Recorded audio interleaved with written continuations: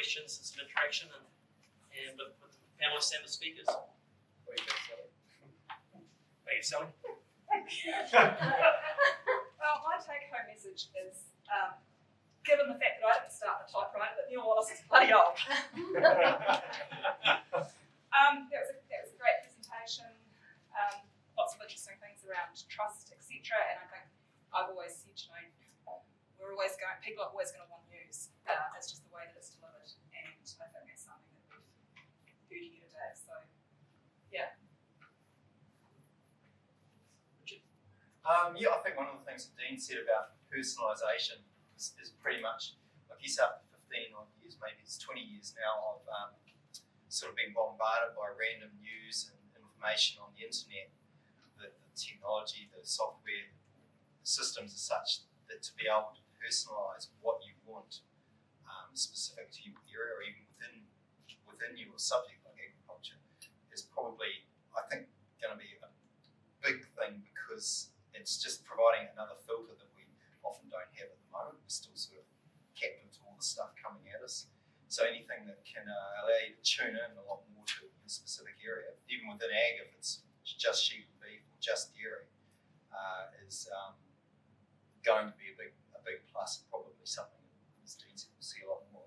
I think that what Bernadette touched on about trust, I think if you feel like you've been doing what you've been doing for as long as some of us have, you probably feel like that's something that's been earned, hopefully well earned, and something that maybe your readers will start to appreciate subconsciously, more than consciously, by just gravitating towards the stuff that you're writing, that they've come to enjoy and respect over that time in the past year.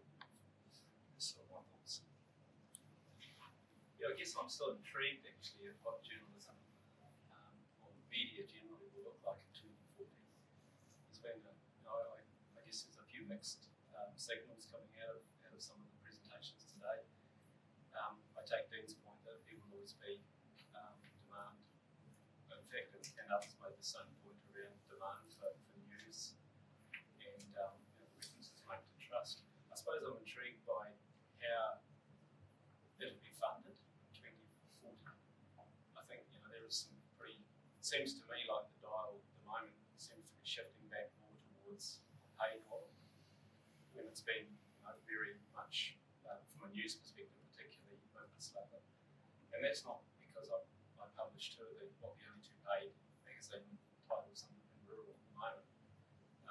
It isn't a cakewalk in that space, I can tell you, but I sort of feel like I'm in a reasonable place, and I'm buoyed by the trust that loyal readers seem to have, and loyal subscribers have in both titles. Who knows? I still don't really know what it's going to look like in 2040. I probably won't be around actually to worry about it, but yeah. You don't deserve to be. If I just kick things off with a question, I'd be really interested in Bernadette and Philip's view on this. One thing, mainstream media today does seem to be a lot about the reporter. There seems to be a lot of a reporter's opinion on things. And when you link that back to trust, and particularly around political reporting and that sort of thing, and even reporting on issues like agriculture, we do get the reporter's opinion and his view portrayed a lot more than perhaps when I was starting out. And does that run the risk of alienating trust with the readers because they take a stance, write an opinion piece and take a stance on an issue? I don't think so, but we have had some feedback from particularly print readers about, because the political team, obviously with the print product, most of the stories are published live on the digital platform, and then we have to build a paper for the next day. So we're always trying to move the story on. So in the political gallery, we've seen a lot more analysis and commentary from, say, Henry Cook or Luke Malpass, taking the kind of story of the day, trying to move it on, trying to give some analysis. We have had feedback from print readers about that, like, while of a sudden am I seeing this? not too negative. I think for the print products, it's certainly the way we can cast things forward. And I think we're not going to kind of resolve that. You know, if we've got experts in the field, I mean, Luke Malpass is ex-Australian Financial Review. He's super, super bright. He's got an economist background too, so he does know his stuff. He can crunch the numbers. Same with Thomas Coughlin, both economic backgrounds. So they're not just coming from a place of I'm a reporter with an economics round. They actually have that basis. So I think quite often. I don't know about RNZ. I suppose we, correspondents or senior journalists, wouldn't be doing opinion as such, because being a state broadcaster, we have no opinion. Although I know there's a lot of people who would think we do have an opinion, but we don't have an opinion. But analysis certainly, because we're also backing the people that have been sometimes covering those areas for a very long time, and have that expertise to actually be able to bring the perspective and the context of what they've known before. So very much we would be the same, that we would value that, because also in the, which is what I was talking about journalism, with the sinking of journalism, what we've lost most of the senior journalists. So in fact the range of senior experienced journalists is thinner than ever before. And so those that have good background and a good understanding and actually bring greater depth and understanding to a story, we certainly will be utilising that. Step aside from the opinion. Of course, retaining the trust of the reader or the listener is actually very important, because you do run the risk of alienating some people if they don't agree with you. Don't agree with the analysis. That's possible, but probably those who are consuming content who they would, in some ways, just presenting a reason, explanation of facts and trying to explain where things might come from, feel they want to come to an opinion beforehand, and you're probably never going to change things. You know, if you can look at the Twitter feed coming in when you're on air, sometimes wish some of those listeners weren't there. Because some people do have very strongly held opinions, and they will react in a way, which it's what you're doing is straight up and down the line, but it doesn't fit their worldview, and you will always have that. But I think you've got to keep having, rigorous editorial processes are essential and will be essential for journalism going on, as well as having really robust complaints processes. I think that's another part, is actually taking the feedback you get on seriously and actually responding to people and taking on board the points they make. Yeah, just picking up on Philippa's point, I mean, as editor of the Don Post, I could count, so many hands. People would ring me and say, "You're so left wing, the paper's so left wing," and then the next phone call is, "You're so right." You have to be a broad church. You're always going to get someone who disagrees with you. From each side. From each side. Philippa's point about the complaints process, and for stuff, you will see going forward. Hate those words. But when we stuff up, we are actually going to be we're going to front foot it a lot more. If we make a call on a story and it's the wrong call, or there's a public backlash, we're actually going to stand up and say, okay, we misread it, we got it wrong. I mean, it's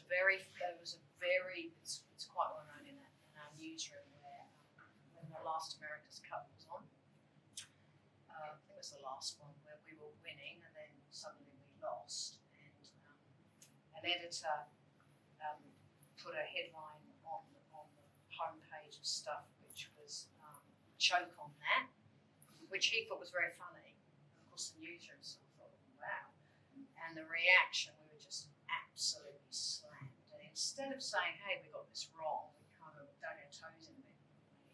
I think now that happened, and it was a real backlash. We would say, "Hang on, we've misread the situation." We are going to start also explaining a lot more why we're doing stories or why we're taking a position on something. And you would have seen from the climate change coverage, we've been really firm about that. It's based on science. We're not going to hold we're not going to give air to any of the climate deniers. We've had quite a bit of stick for that, but it's a position. It's like the first time the company's made a position on something that's quite political. But I think if we're doing that, we'll be telling our readers why we're doing it and what it's based on. I think media will will start to do that a lot more. Any of the other panelists want any comments or any thoughts? I've got not a comment, but I've got a question. Yeah, comments. What I mean, Bernadette, you said that, Bob, you said that people have got insatiable appetite for video, but it's very expensive to produce. So how, do you have any clever ways of paying for it, or what's sort of the thoughts about? Well, we do have pre-roll advertising in front of videos. So I don't know how much that brings in, but I guess what's happened is that probably you have an overall editorial budget, and more money is set aside for video. We have video. All of our photographers and our videographers, so they shoot video first rather than still photography. We have video handlers because when they're in the field, you probably know this yourself. You shoot an interview and to try and get it into some sort of form, even for 3 minutes, can actually take quite a bit of time. If you're in the field, they shoot that back to the office. The video handler will produce the video. Obviously, longer pieces. We've got Stuff Circuit that's spent pretty much a year, travelled to Russia to work on one of their big projects that will, I think it's going to come out probably next month, but there's massive, it's a complete documentary film really. That's you can see that for our Stuff Circuit, but we're doing a lot more on that, but it is expensive, but we think it's worthwhile. And I suppose there's lots of levels of production as well, aren't there? Yeah. There's we don't have the video resources that Stuff has, but there's the output for social media is something sharp and standard on the work here at the moment. And one of the videos on our social media that just read was a brief read from the mark up protests and talking up and speaking very passionately about. It was just a journalist, one of our social media journalists who was on there at the moment, and that was one of our most successful videos, and it was just on the phone. It was just at the moment. So those beautifully produced videos are a delight, and it would be wonderful if we could do it. But I suppose from an RNZ point of view, we look to see what the possibilities are, what we can do within the constrained budget, which everybody faces. As much as we love to do beautiful produce things, and we sometimes do, we just look at horses for courses. Yeah, I mean the reporters all have iPhones and they shoot video, and some of it's as rough as, but if it's pertinent to the story, it's a fire, like the fire down in Webb Street, the house that went up. We're just loading up whatever was shot by the reporter on their iPhone before you get the VJ there, and people on the scene just hanging out in their windows with phones. Or another one was the sushi penguins. Yeah. We had some reporters there as one of the penguins on the Wellington railway station. It was all big penguin was coming in, hiding underneath the sushi shop. And that was just to be there as they lived out behind the freezer or something. I don't know, died underneath. So things that could be very big. I know Bernadette has to shoot through just before 3, so I'm interested really to think this question for you, and it's really to understand what role do you see what you might call citizen journalism playing. We get to 2040 in 20 years' time. Can you see a place for the man on the street, the woman on the street to be suddenly a source of news and actually documenting something that's happening? Yeah, look, we've actually looked at this over the years, and when we bought Neighbourly, we're still grappling with what the strategy is for Neighbourly, which is a very grassroots social site, like suburb by suburb. We've put some reporters into creating Neighbourly reporters, but the idea is not to just engage with the community to get them to pull out their own stories. It's not really about us just surfacing our own news stories on those platforms. We have done it over the years. We have local correspondents. I'm really sort of meaning not trained journalists, just anyone. Yeah, and we've had people particularly in the regions. Someone who works for Neighbourhood Watch might be writing a column for the local community paper or acting as a kind of citizen journalist. There does need to be checks and balances though, because it's our reputation, stuff's reputation, or the paper's reputation. And, you know, journalists are trained, like Riley, been through journalism school.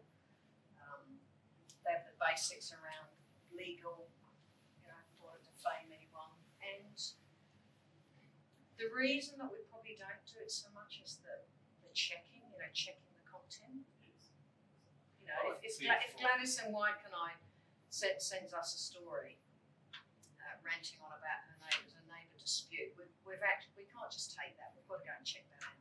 You know, has Gladys and White and I, age 73, who's my standard Dom Post reader, you know, she just got a vendetta against her neighbour because she doesn't like, you know, the roses are growing over the fence or something. You know, there's always got to be checks and balances with any story.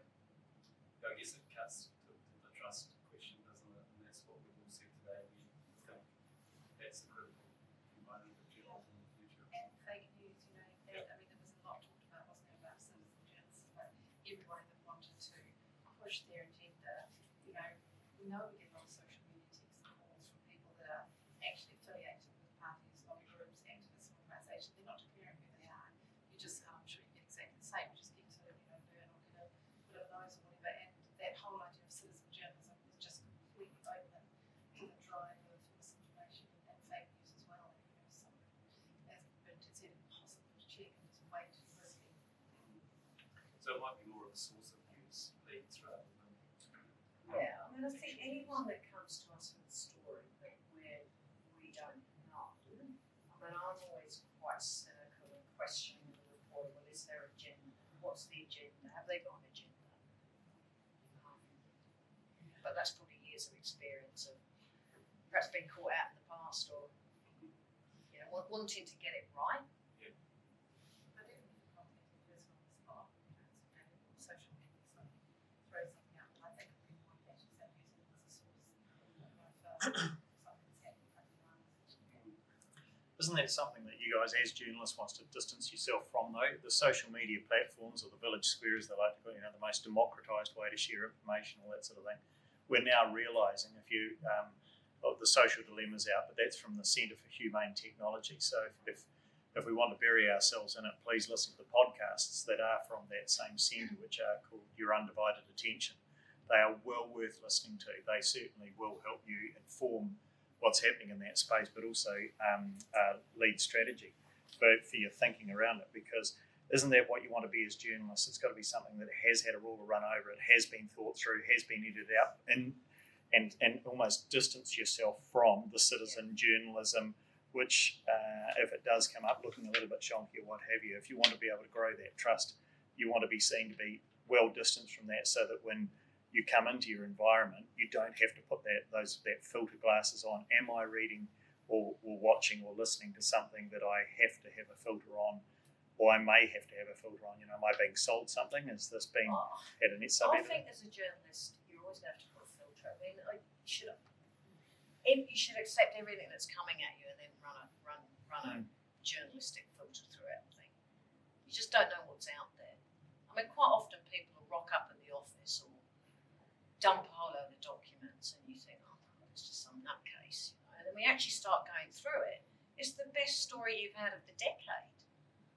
You know, the New Zealand First story about the foundation came about with a whole load of documents dumped in a skip and a call to the reporter. Have a look at these documents. In a wine box. Was it in a wine box? That wasn't in a wine box. I think Guy got his version of the green box though. Yeah, working along the same. Sort of question also about ability, but more general. Nobody really touched on the interchangeability between journalism and communications, which is sort of, you know, in terms of a career. Well, it's the career path, isn't it? Yes, that's right. So They come into Wellington, they don't get enough money. yeah. So I don't want to work 7 days, I don't want to work at the weekend. And practice journalism. I don't think it's interchangeability, it's not a one-way path. it is So a one-way path. It is. You mentioned in your talk that you could see four segments, fewer journalists, but also fewer communications people in the future. It sort of surprised me a wee bit. I mean, at the moment, it just Oh, well, seems to be I'd like to think not, but I'm just looking at industries everywhere shrinking. No, I was just wondering what would replace community. I mean, there's some communications just bloomed in the last 10 years or so. It's a machine. And if that shrinks, what replaces it? What would be the I've got nothing against communication. sort of Communicators. What I do have is this whole machine, and I can give a really good example where I really was pretty peed off, which was a journalist who'd gone from the Waikato Times to work for the local district health board. And the moment they were in that role, Waikato Times, some guy had fallen down a cliff or something, broken pretty much every bone in his body, but wanted to talk to the Waikato Times. But the ex-reporter is now in a comms role, basically said, nah, that's not going to happen. I'm going to write the story for you and then you can publish it. Which said, it's not happening. Do you remember that? It was absolutely astonishing. That's what I'm against, this whole manipulation.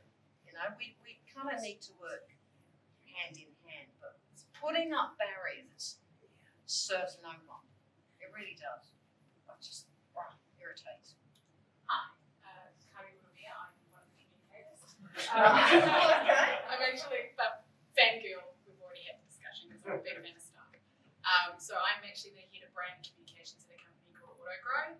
So we are artificial intelligence and yield prediction and data and automation. So for anyone who doesn't know, it is actually now, it's not 20 years from now. So just an FYI.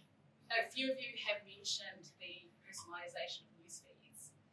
I'm quite interested in that because obviously Facebook does that to me now, how they organize through algorithms to push what they think I should read. I'm guessing that's not what you're talking about. Can you clarify what you mean by personalization of news feeds? For start, it would be that you'd be able to go onto the site and say, I want to read rural, I want to read politics, I want to read content that's only for Wellington, Manawatu, and perhaps Timaru, where I grew up. Be that sort of personalisation. Selecting, yeah. Which is great. Yeah. Because Facebook is documenting rather than. Which is what I Yeah. Yeah. Excellent. Good. Then you talk about personalisation, what do you? Yep. Very quickly on a whiteboard or slide? Teacher. Teacher. Oh! Yeah, teaching. So basically, this is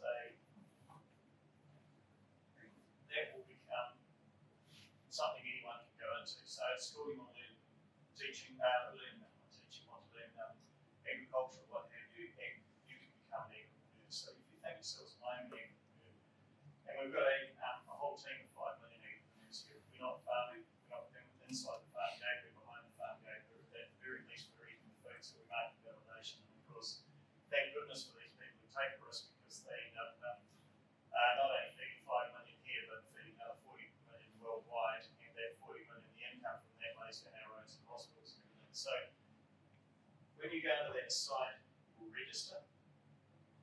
So at the very least, you're doing some details, and you will have a dashboard. And in that can be whatever it can be. So if you think of a nav bar, so the news, farmers being where the news comes from. Once again, we're talking here about new power, so it's not exclusive to it's an industry good thing. Think about the way you grow yourself and education. And we've just pitched to a whole new, so if anyone who knows Udemy, which is basically open source learning and can be crowdsourced, it's a crowdsourced teaching you can go into it. And you think of everything else, whether it can be weather, data, NZGAJC stuff, which is market data and stuff. So just think of insights here, and so it goes on. Whatever you want, watch and listen. So podcasts and video, and events can go on and on and on. When you register there, you can actually not only choose what you want, but so long as we've got Salesforce there, so there's communities. Think of LinkedIn as an example. So you get to be known. Inside that environment, the way the algorithms work on Facebook and Twitter and all those and start feeding it up to you, this can happen in here as well, but it's actually stuff that's relevant to you. So at the moment, there's so much information information sitting on servers and on shelves everywhere, and how does that actually